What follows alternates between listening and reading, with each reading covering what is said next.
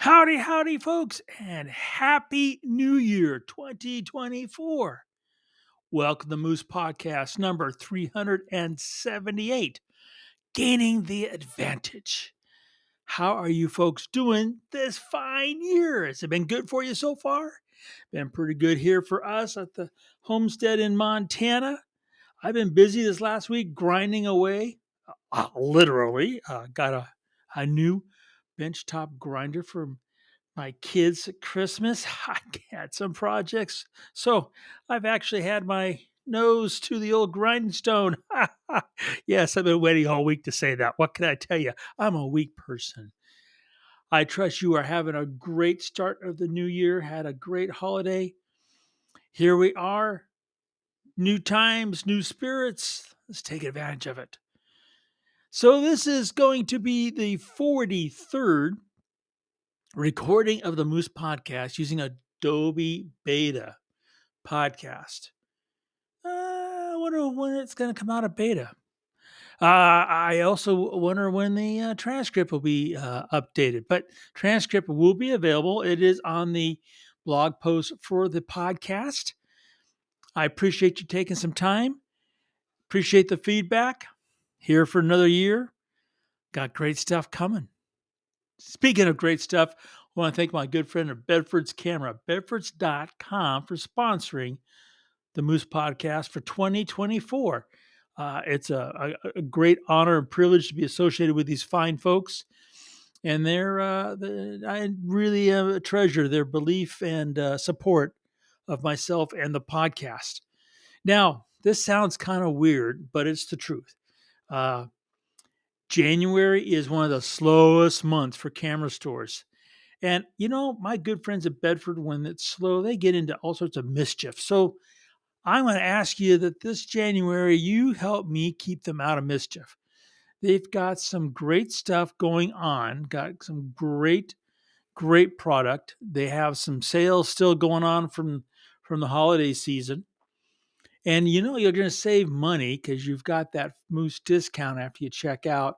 You've got the great service, they're already low prices.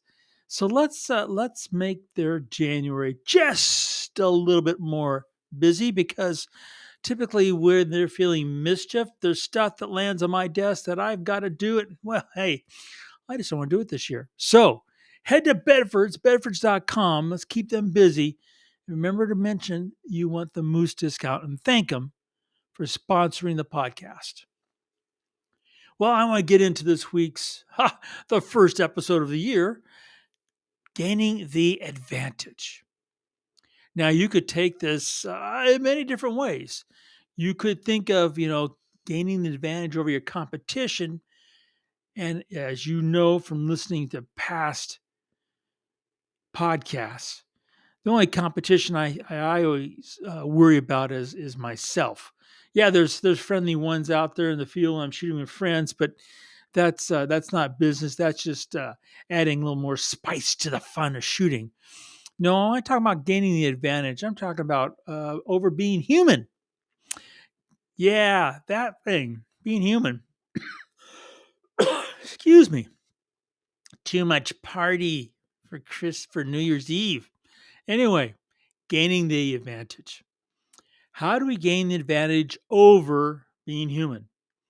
Well, I want to start off with something I know it's going to be kind of you could say the norm for moose, but that is just our personal technique. Now, one thing I mean, I'm not going to talk about proper hand holding, a long lens technique. I've talked about that quite a bit of late. I was going to talk about technique of pushing ourselves to learn more. One thing that I don't mention very often, if I have at all on like the podcast, is going through your images, that technique. Now, how can you gain the edge by improving that technique? There's a lot of ways people do it. And of course, you've got to file your images in a logical way, just like you would put stuff away in a regular analog plain old filing cabinet. You need to put things away on your hard drive. That same basic idea. You got a filing cabinet, you have drawers, each drawer is organized. I'm not talking about that. I'm talking about the actual process of going through the images that you just shot. So I'm photo mechanic centric, as you know. And if I'm going through a whole lot of images from a day, more than likely there's going to be a couple cameras. And I'm going to probably, I don't reset the folder every time I start shooting. So there's more than likely the folder will roll over, which means the image numbers will change. So in Photo Mechanic, you have a number of ways of the images being displayed to you, the thumbnails. When I have multiple images from a day, the first thing I'm going to do is I'm going to select capture time for the way in which it organizes. So the very first picture I see will be the first picture that I took that day, and the last picture will be the last one. And that's how I would go through the images. That's the first thing. Next, I'm going to hit the F key, F is in Foxtrot. That's going to fill the whole monitor with the image. And then I'm going to hit F Foxtrot key again. So I don't see any information. I just see the photograph. And that is because I want to focus in on, have the biggest amount of information to see sharpness. Because what I do is I just hit the forward key. I have my thumb on the forward key. I have my index finger on the delete key. And I go through those images as fast as I can. And first few times you'll feel awkward for you. It always does. But all of a sudden you're going to see that when you do it that way, you do it quickly, that the sharp images just pop out at you. You can't miss them, which means the other ones are what? Delete keys. So I'm going to go in, and that's how I go through images so quickly. But now here's the key that I want you to think about for giving yourself the edge. As you go through those images, a couple of things will go through. Your mind, you're going to go and look at sharpness and look at this, that, and the other element. And there's going to be a photograph that will come up, guaranteed, no matter who you are, where you are in your shooting journey, that you can go, I wonder if, and that's when you can hit the Command or Control E as an echo key. If you have your photo mechanics set up like I have, and there is a YouTube video explains all that, when you hit the Control or Command E echo key, you're instantly going to go into Adobe Camera Raw. And there is where you can then look down and say that what if, follow that thread, that question, and then instantly say, well, in my example would be often I'm going to take a photograph and I push those highlights, you could say, to the edge. I want to see as much into the shadows sometimes as the highlights. So then I go in Adobe Camera Raw to see if I can pull down those highlights when I'm photographing like a landscape and I've got clouds. Did I lose too much detail in those clouds? Because I like to have clouds with as much black and as much white as I can in them. So I'll take that one image as I'm going through Photo Mechanic, bring it into Adobe Camera, and I'll check that. And then I won't save anything. I'm just going to do a quick check. Then I exit out, don't save anything, go back to Photo Mechanic, keep on working through those images. And it's just a way of helping myself or helping yourself. One, see if you captured in the camera all that you wanted. Two, if there's a path that's easily to finish that image. And three, as you go through images, you can say, okay, this worked, keep these images, or that didn't work, delete, delete, delete. And that's just one simple way of giving yourself the advantage, is to learn from your own photography, doing it at a quicker pace. And that quicker pace helps the mind's eye see things. And then when you see those things being good, you actually remember them. And when it's bad or a failure, you remember them so you don't repeat them next time you see it in the viewfinder. Because normally when we're shooting, life happens really fast. So if you see things quickly when you're going through images on your computer, you start training your mind and your fingers, because you're hitting that forward and delete key. You're going and training your mind to see those things quickly on the computer and in the viewfinder. And to answer that one question, I know that's coming up. I simply hit the delete key and the image goes right to the trash can. If, and it does happen, I delete something by mistake because I'm going so quickly, I just stop for a second, go to the trash can, and then you just take that file that you want and you just drag it back down into the light table of Photo Mechanic and it's right back in order and you just keep on going. So I don't ever, it's not till the very end do I delete everything. And no, I don't make backups when I um, ingest images. I do wipe the card off with a hard format in the Z9, Z8. So if worst case scenario, and knock on wood, I've not had to do it. I had to rescue that card because of something that happened. I could and not have to go back through, a couple terabytes of images. And yeah, I do it without any fear because I know no matter how bad I screw up, because I screw up bad, the sun will come up tomorrow.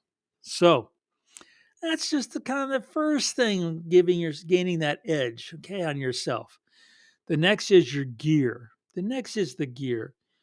Uh, it's a good time. You've got limited daylight hours. It is the start of the new year. Gaining the edge can be as simple as cleaning out some of the gear. I know a couple people, one I just talked to, so you know who I'm talking about, have too much gear. Point blank, have too much gear. So then when you go to shoot, you have too many choices. And when you have too many choices, what happens? Most of the time, we stop. We stop and we think and we ponder and we question ourselves. And that is not a path to growth or getting the image. Now, a real simple way in which to figure out what gear you shoot a lot with and gear you might want to literally sell, move on to get gear you need is I go to what I call my gallery drive that has all my finished images. That's the ones that go out to clients and go on to the website and go out to, this, that, and the other publisher. So in there, I can go to, like, for example, I can go to my air to air images. I can go to my landscape or location images. I can go to my bird. And if you click on that folder, once it's populated, you can go to the filter tab. You can do this with other programs as well. And you go and it will show you, for example, you can look at lenses and it'll show you the Z600F4, TC lens. It'll show me how many images I have that are in that folder for, let's say, birds. How many of those images were taken with that lens? So you can see in the very bottom left corner the total number of images in that bird folder. Then you can look at the number for the 600F4 TC lens, for example. You can see how many of the overall are taken with that particular lens. You do simple math, you can see the percentage. And quickly you can figure out, okay, I've got this lens, I got that lens. Wow, I don't really use it that much. Or, wow, I use it a lot more than I thought. It's a real simple way of tracking for yourself lenses that you use and lenses that you don't use. And with this information, you can then delve even more. Do you use that lens a lot? And do you like the results with this f stop or that f stop or this distance from the subject? You can look at your gear in that way. You can look simply at, wow, out of all these landscape shots, I only take this number with a fisheye. You just keep on thinking through the differences. And if you're like really anal like myself, gotta apologize for this sometimes. I actually will make my life simple and I will take a screenshot of those numbers. And then I'll sit there and write down on a piece of paper and do the old analog way and looking and I think it through. And that's why I have probably fewer lenses than you might think I have. You go to Moose's Gear Locker, you'll see I just updated the photograph of the gear in my working kit. It's actually down. It's not. It's down. So it's just something to think about. It's just a way of gaining the advantage again of being human and thinking about, hey, how can I improve as a photographer by making my life simpler. And when we make things simpler, we do gain an advantage. Last little thing I want to talk about. I wrote it down with a simple heading: show no fear. Seriously, show no fear. That's how you can gain the advantage. Now, what am I talking about? How about something like photographing, grizzly bears or Kodiak brown bears? There are so many really bad urban myths, and so many people. It's sad. Go, oh, aren't you scared? Aren't you? Do you have guns? Do you have bear spray and bomb? So no show no fear could be part you could say it's not to be afraid of critters because I'm not afraid of critters and you should not be either. But I'm thinking about show no fear to just take that step forward into the unknown, totally the unknown. Um, there are so many aspects of our world that we don't know. And man, I always get a warm, ooey feeling inside when I take someone for the first time to it's something they've never experienced, and they say, "I just didn't know this existed." And they've got smiles and they've got photographs and they've been challenged. I mean, that's just one of the greatest things about photography and teaching. I think is to open the doors to something new to a photographer. Show no fear when it comes to pushing down the button. I'm always amazed how many people have these cameras we have today and they have them on single, as in you have to push the camera shutter release button one time to take one picture. Not that you can, hold it down and take a gazillion, but they just have it set for one shot at a time. Now, there are many different schools of thought about this. And if you've listened to past podcasts, I have practiced my touch feel on my shutter release. So even though it's on the Z9, Z8, or on continuous high, I can take just one shot or I can hold it down and just blast away till the camera starts smoking. Now, why would you want this? Well, there is sometimes where the spray and pray technique is how you get a photograph. There are times when it's just fun to just hit that hammer where, single, I mean, why do people do single shots? Are you saving what, batteries or card space or pixels? I mean, once you've bought all that stuff, right? So, just a great example. John Krause put out this really marvelous shooting 20 frames per second burst of the Falcon 9 lifting off, and he set himself up beautifully. He's a really talented photographer. Set it up beautifully so the Falcon 9 is going in front of the moon. So even though it's stills, it is 20 frames per second. All right, and video is 25 frames per second. But if you look at this thing, you can see the Falcon 9 going right up through the moon. It's just masterful. And since he was shooting 20 frames per second, he picked what he felt, and I think is gorgeous. This shot, single shot of the rocket in front of the moon, and that comes from showing no fear. You go for it. You go, oh man, this is the possibility. That could totally blow up in my face, or it could be the most amazing thing I've ever done.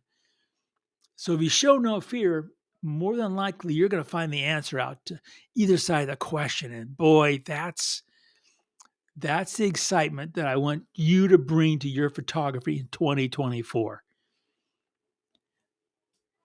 You folks have a marvelous week. Hope to hear from you. Enjoy the beginning of the new year.